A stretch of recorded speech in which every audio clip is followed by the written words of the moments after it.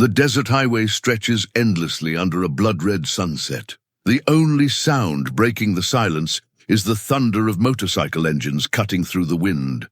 Two riders face each other on opposite ends of an abandoned truck stop. Engines idling, tension thick enough to choke on. My name is Jake Morrow, and I'm about to do something that violates every code I've lived by for the past 15 years. I'm about to fight my club brother on sacred ground. Not over territory, not over colors, over something far more dangerous. Over betrayal that cuts deeper than any knife.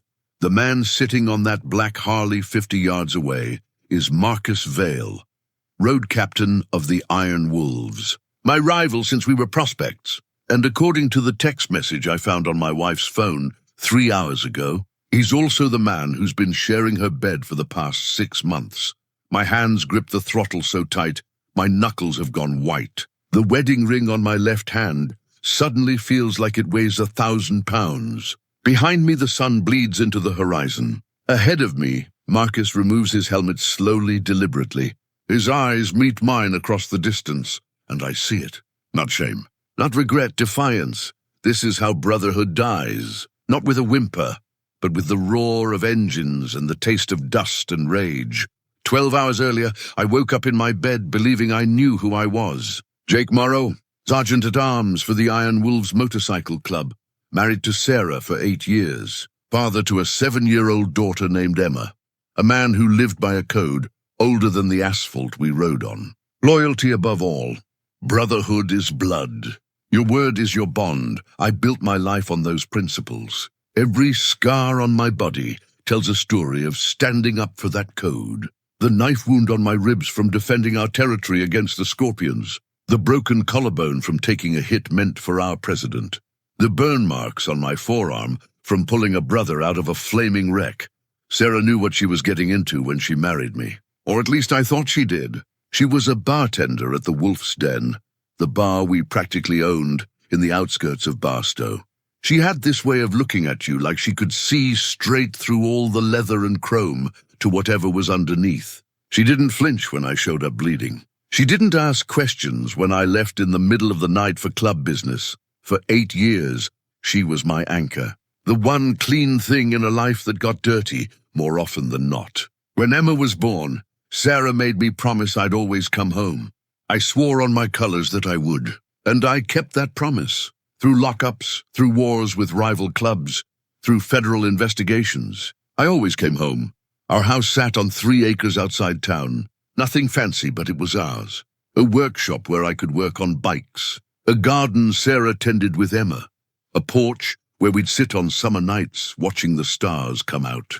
It wasn't the life I imagined as a young prospect hungry for glory and gasoline, but it was good. It was mine. Marcus Vale had a different path. He rose through the ranks faster than anyone expected.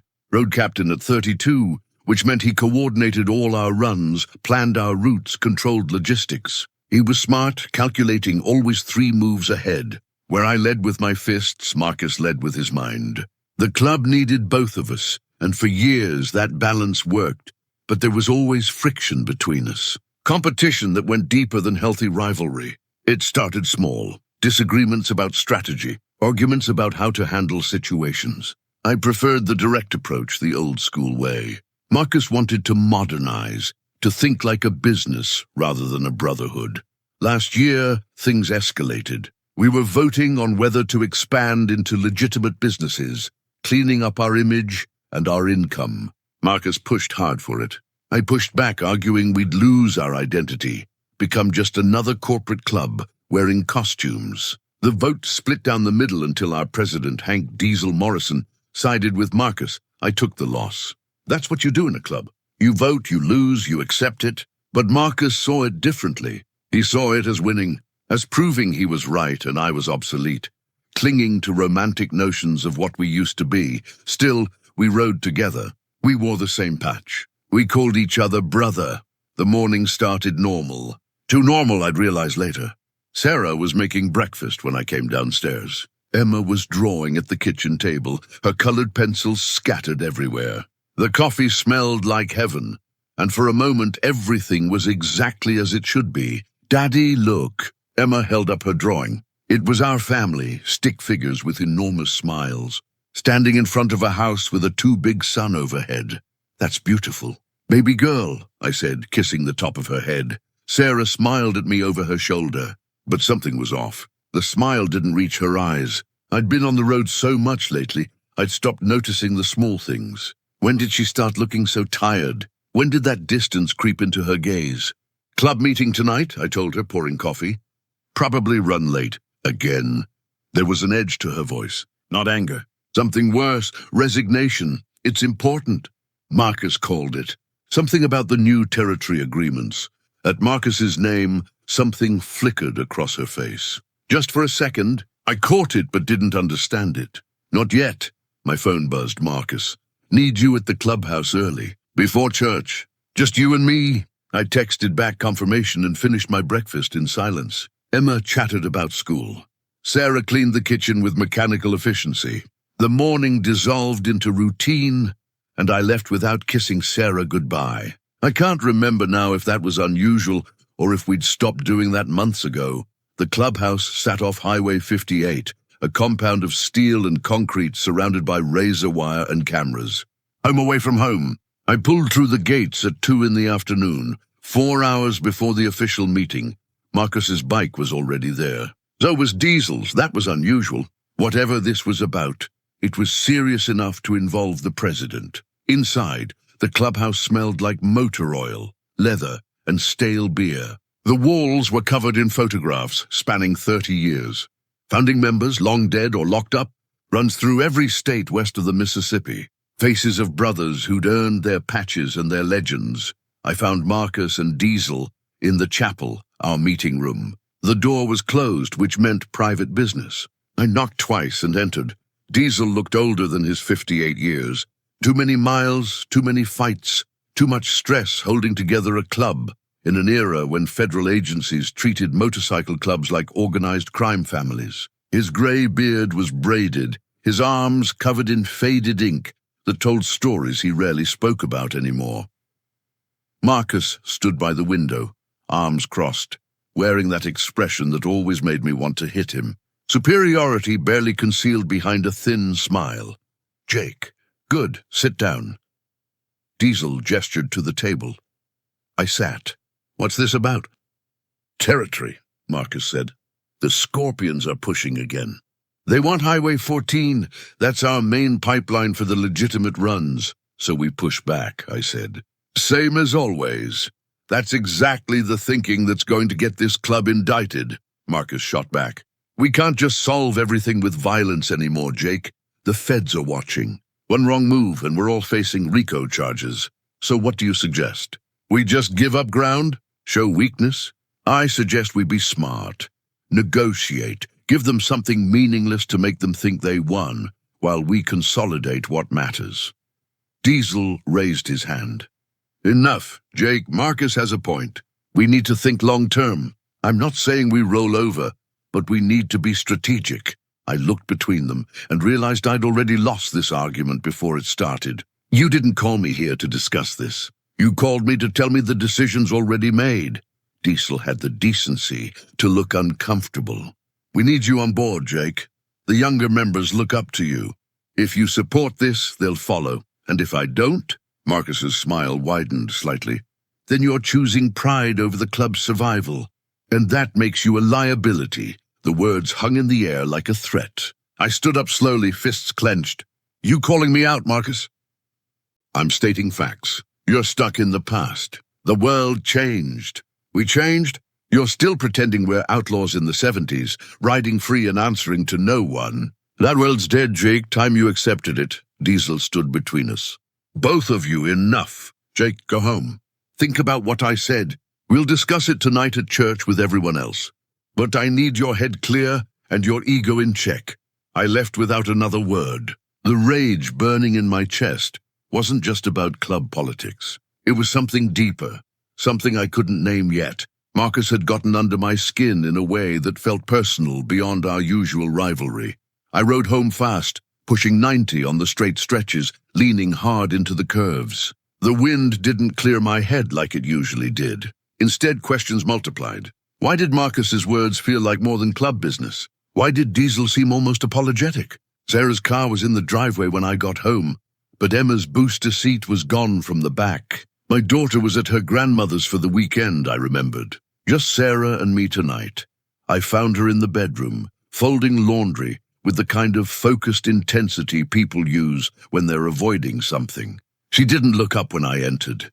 "You're home early," she said. "Meeting got cut short." I sat on the edge of the bed, suddenly exhausted. "Sarah, are we okay?" Her hand stopped moving. "What kind of question is that?" "An honest one. I feel like we've been," I struggled for the word, "disconnected lately." She finally looked at me and I saw it again. That tiredness, that distance, but also something else. Fear. "Jake, She stopped, started again. "Things have been hard. You're always gone. And when you're here, you're not really here. Your mind's on the club, on Marcus, on the next run. That's not fair. I provide for this family. I keep you safe." "Safe?" She laughed, but there was no humor in it. "I don't feel safe, Jake. I feel alone. Emma barely knows you anymore. You missed her last 3 school events. You forgot our anniversary." Guilt hit me like a punch. She was right. I had forgotten. 2 months ago, August 15th, she'd made dinner. I'd been on a 3-day run to Vegas. "I'm sorry," I said, and meant it. "I'll do better." "I promise. You always promise." She turned back to the laundry, and I saw her wipe her eyes quickly. Maybe promises aren't enough anymore. My phone buzzed. I should have ignored it. God, I should have ignored it. But instinct made me pull it out. It wasn't my phone. It was Sarah's, sitting on the nightstand where she'd left it. The screen lit up with a text notification. From Marcus, tonight. Same place. "I can't wait to touch you again." Time stopped. The words didn't make sense at first. My brain refused to process them. I picked up the phone, fingers numb, and opened the messages. Months of texts. Hundreds of them. Sweet words. Explicit words. Plans to meet. Photos I couldn't unsee. My wife. My brother together, Jake. Sarah's voice sounded far away. I looked up at her. She'd gone pale, seeing the phone in my hand. Seeing her secret exposed. How long? My voice came out strangled. She didn't answer. Didn't deny it. Just stood there, tears streaming down her face. "How long?" I roared, standing up. 6 months, she whispered. "It just happened. We didn't mean for it to—" "You didn't mean for it?" I threw her phone across the room. It shattered against the wall. "You didn't mean to fuck my club brother for 6 months? You didn't mean to destroy everything? You destroyed it first." She was sobbing now. "You chose that club over me, over Emma, over everything. Marcus was there. He listened. He made me feel like I mattered. So this is my fault? You cheating is my fault." "I'm not saying that. I'm saying we were already broken, Jake. I was so lonely, I couldn't breathe. The room was spinning. Everything I'd built my life on was crumbling. My marriage, my brotherhood, my honor. All of it rotting from the inside while I'd been blind. "I have to go," I said. "Jake, wait, please. Let's talk about this." "Talk?" I laughed, bitter and cold. "What's left to talk about? You made your choice. You both did." I grabbed my keys and walked out. Sarah called after me, but I didn't turn around. Couldn't turn around. If I looked at her, I might do something I'd regret. Or worse, I might fall apart completely. I rode without direction at first, just putting miles between me and that house. But purpose crystallized quickly. I texted Marcus one word: rendezvous. It was club code. When brothers had beef that couldn't be settled with words, they settled it away from the clubhouse, away from the patches, just 2 men and the open road. Diesel taught us that tradition years ago. It wasn't sanctioned. It wasn't official, but it was understood. Marcus responded within minutes. Old truck stop. Highway 138, 1 hour. He knew. He had to know I'd found out. Maybe Sarah warned him? Maybe he'd been waiting for this day. Either way, he was coming. I got there first. The truck stop had been abandoned for years, a casualty of the interstate system rerouting traffic. Rusted pumps stood like sentries. The main building's windows were shattered. Graffiti covered the walls. It was perfect, isolated, empty, the kind of place where men could settle their business without witnesses. The sun was setting when I heard his engine, that distinctive rumble of his custom Harley. He pulled in slowly, deliberately, parking far enough away to be cautious but close enough to talk. We both killed our engines. In the sudden silence, I could hear the wind pushing tumbleweeds across the cracked asphalt. Somewhere a crow called out. Marcus removed his helmet, ran a hand through his dark hair, stepped off his bike with the confidence of a man who thought he held all the cards. "Jake," he said. His voice carried across the distance. "I figured you'd find out eventually. That's all you have to say." I walked toward him. 6 months. 6 months of lies, of betrayal, of violating everything we stand for. Don't talk to me about what we stand for. Marcus's face hardened. You talk about loyalty, about brotherhood, but you have no idea what those words mean anymore. You're so busy playing the tough guy, the old school enforcer, you can't see the club evolving past you. This isn't about the club. This is about my wife. Your wife? He laughed. When's the last time you treated her like a wife, Jake? When's the last time you came home and actually saw her, talked to her, made her feel like she was more than just part of your outlaw fantasy? So you stepped in. How noble. How convenient. I didn't step in. She reached out. She was drowning, and you were too blind to notice. I was there. I listened. And yeah, things developed. We connected. You connected. I was 10 feet away from him now. You connected with my wife while wearing my club's patch, while calling me brother. I called you brother out of tradition. But we stopped being brothers years ago, Jake. We're enemies who happen to wear the same colors. You've been fighting my every decision, undermining my authority, turning members against progress. Sarah was just the symptom. The real disease is you. Something snapped inside me. I rushed him and we collided hard. No technique, no strategy, just raw fury and pain expressed through violence. We crashed into the dust, trading punches. Marcus was faster, but I was stronger. My fist connected with his jaw. His elbow caught my ribs. We rolled, grappling, each trying to gain advantage. You want to know the truth? Marcus gasped between breaths. She loves me. Really loves me. Not the idea of the outlaw husband. Not the fantasy. Me. I got on top of him, pinned him down, fist raised. His face was bloody. Mine probably was too. For a moment, I could end this. One punch could break his nose, drive bone into brain. It would be easy, justified even. But I saw something in his eyes. Not fear, not defiance, sadness. Do it, he said quietly. Prove me right. Prove you're just a dinosaur who solves everything with violence. Prove you're exactly what Sarah said you were. My fist trembled. What did she say? That you're a ghost. That you disappeared years ago into the club, into the life, and left her alone with a memory of who you used to be. I hit him, not in the face, in the ground beside his head. My knuckles split on the pavement. Blood dripped onto his chest. I loved her, I said. I loved you both. You were my family. Were, Marcus said. Past tense. That's the problem, Jake. You're living in the past. The club you loved doesn't exist anymore. The marriage you thought you had was over before I ever touched Sarah. And the man you think you are, he's been dead for years. I stood up, stepped back. Marcus sat up slowly, wiping blood from his mouth. Diesel knows, he said. About me and Sarah, I told him this morning. That's what the meeting was really about. He gave me an ultimatum. End it or leave the club. And I told him I'd think about it. Because unlike you, I don't make decisions based on ego and tradition. I think about what's actually best. Best for who? You best for everyone. Sarah deserves someone who's present. Emma deserves a father figure who shows up. And you, he stood facing me. You deserve to either wake up and save what's left of your life, or finally accept that you're alone because you chose to be. Behind him, the sun had finished setting.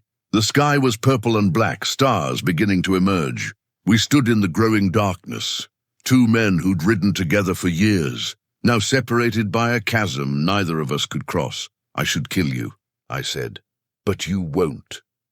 Because that would prove everything I said about you is true. And deep down, you know I'm right, he walked to his bike. Started it. The engine roared to life. For what it's worth, he called over the noise, I never wanted to hurt you. But I won't apologize for loving her. She needed someone. You weren't there. He rode off into the darkness, taillights disappearing down the highway. I stood alone in that abandoned truck stop, hands bleeding, heart broken, everything I'd believed about myself shattered on the ground around me. I didn't go back to the clubhouse that night. I didn't go home. I rode until I found myself at a diner on the edge of nowhere, fluorescent lights buzzing in the dark. I sat in a booth, ordered coffee I didn't drink, and stared at my reflection in the window. Marcus was right. I hated that he was right, but he was. Somewhere along the way, I'd become so obsessed with being the perfect club member, the loyal brother, the fierce enforcer, that I'd forgotten to be a husband, a father, a man. I'd chosen the patch over the people I loved. Not once, but 1,000 times in 1,000 small ways. Missed dinners, forgotten promises, choosing club business over Emma's birthday, choosing runs over anniversaries. I'd told myself I was providing for my family, protecting them, but really I was hiding from them, from the vulnerability of real intimacy, from the hard work of actually being present. The club gave me a role, rules to follow, a hierarchy that made sense. At home, nothing was that simple. Home required emotional availability I didn't know how to give, so I gave money instead, protection instead, everything except what they actually needed. My phone had 17 missed calls, 12 from Sarah, 3 from Diesel, 2 from members checking on me. I ignored them all and made one call instead. Jake? Sarah's voice was small, scared. Where are you? Doesn't matter. Is Emma still at your mom's? Yes, until Sunday. Jake, please come home. We need to talk. No, we don't. You need to decide what you want. Really want. Not what's convenient or safe. I won't hold you hostage in a broken marriage because of vows and history. I don't know what I want, she whispered. Then figure it out. I'll stay away until you do. I'll send money for Emma. You keep the house. I'll sign whatever papers you need. Jake, you're scaring me. This doesn't sound like you. Maybe that's the problem. Maybe the real me has been buried so long under the leather and the code that I forgot he existed. I hung up, turned off my phone, paid for the coffee and left. For 3 days, I rode. Through California into Nevada, up through Oregon. I visited brothers from other chapters, guys I'd known in my early years. I told them what happened expecting judgment. Instead, I got understanding. Turns out I wasn't the first man to lose himself in the life. Wasn't the first to sacrifice family on the altar of brotherhood. One old-timer named Cooper, a former president from the Portland chapter, told me something I needed to hear. The club should make you better, not make you disappear. If you can't be both a good brother and a good man, you're doing one of them wrong. Maybe both. On the 4th day, I turned around, headed home. Not because I had answers, but because running wasn't solving anything. I'd run from Sarah into the club. I couldn't run from the club into nothing. When I pulled up to my house, Sarah's car was gone. So was half the furniture, a note on the kitchen table in her handwriting. Jake, I'm staying with my sister in San Diego. Emma misses you. I told her Daddy had important work. I don't know if we can fix this. I don't know if you want to, but Emma deserves her father. So when you're ready to be present, really present, call me. Until then, I need space. I sat at that empty table in that half-empty house and finally let myself break. I cried for the first time since my own father's funeral. Cried for Emma, for Sarah, for the man I used to be and the man I'd become. For the brotherhood I'd lost and the family I'd destroyed. That night I went to the clubhouse, walked into church without saying a word. Diesel looked up from the head of the table. Marcus was there too, sitting in his usual spot. The whole club was gathered. I put my patch on the table, my colors, my identity for 15 years. I'm out, I said, silence, then Diesel. You sure about this? No, but I'm sure I can't be the father and husband I need to be while carrying this weight. I chose wrong. I lost my family because I was more worried about proving I was loyal to you than actually being loyal to them. That's on me, but staying would mean choosing wrong again. Marcus spoke up. Jake, you don't have to... Yeah, I do. I can't ride with you, Marcus. I can't pretend we're brothers. And I can't stay in a club where I'm fighting evolution because I'm scared of change. Sarah was right. You were right. I've been a ghost. Time to figure out if there's anything real left underneath. I walked out before anyone could respond. Left my patch, my rank, my identity on that table. It took 6 months of therapy, of showing up for Emma every weekend, of hard conversations with Sarah before she agreed to try again. 6 months of proving I could be present. Could be vulnerable. Could be a man who didn't hide behind leather and code. Marcus left the club 2 months after I did. Last I heard, he was working construction in Arizona. We haven't spoken. Probably never will. Some betrayals create wounds too deep to heal. But I learned something in that abandoned truck stop, facing my rival with blood on my hands and truth in the air. The codes we live by only matter if they make us better men. Brotherhood means nothing if it costs us the people we love. And sometimes, the bravest thing you can do isn't stand and fight. It's walk away from everything you thought defined you and start building something real. I don't wear a patch anymore, don't attend church meetings or ride in formation. But I coach Emma's soccer team, I make it to every school play. I take Sarah on dates where I actually talk to her, listen to her, see her. Some of the brothers call me a deserter, a traitor. They're not wrong. I deserted the fantasy for reality. I betrayed the code for something more important, my family. And if I had to do it all over again, knowing everything I know now, I'd make the same choice. Because in the end, the only legacy that matters isn't what patch you wore or what brotherhood you kept. It's whether the people you love know you love them back. The highway still calls to me sometimes. The freedom, the simplicity, the clear rules of the road. But I've learned freedom isn't riding away from your problems. It's standing still and facing them. It's choosing the harder road that leads home. That's the real outlaw way. Not the romanticized version in movies and songs, but the true rebellion of being present in a world that teaches men to run, of choosing love when everything in your nature screams for pride. I discovered my wife had an affair with my rival. We confronted each other on that road, and what I learned in the dust and blood wasn't about revenge or honor or justice. It was about the difference between being right and being real, between wearing the costume of a tough guy and doing the tough work of being human. Some battles you win by walking away. Some codes you honor by breaking them. Some stories don't end with victory, but with wisdom bought at a terrible price. This is mine.